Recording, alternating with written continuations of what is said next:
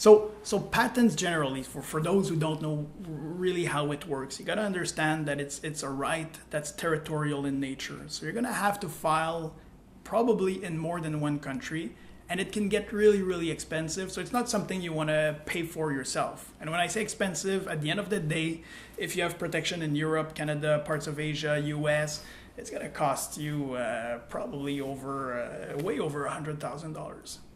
So it's something to be budgeted, planned for. But when the venture capital firm with who you work, or the angels or whatever, when your investors understand the value of the IP behind your product, they'll go full on, and it's part of the budget that's going to be allocated to that. So that's number one. Number two, so you'll have to determine in which countries it makes sense for you to file for patents. That's number one. Then you need to file. In order to file, you obviously need a good patent agent in Canada or patent attorney in the US, doesn't matter. But you need a good patent agent. And the only thing I'm going to tell people out there is just be careful.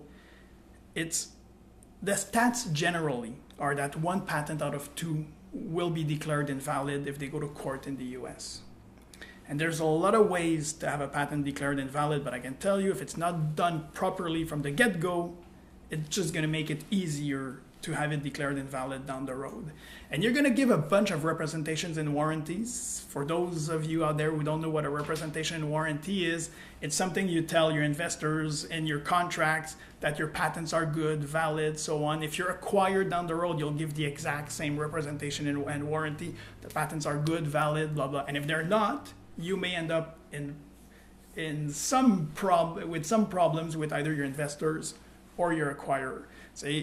So you have to try and build it properly from day one. So you have to be careful about that. And one way to be careful is if a patent agent tells you, just provide me a description and I'll file that, and it's going to be super cheap, chances are your foundation is not as solid as it should be. So what you have to try and do is find someone who's really going to help you construct a very good patent application. And obviously, if you're a startup, give you a break on fees as much as possible.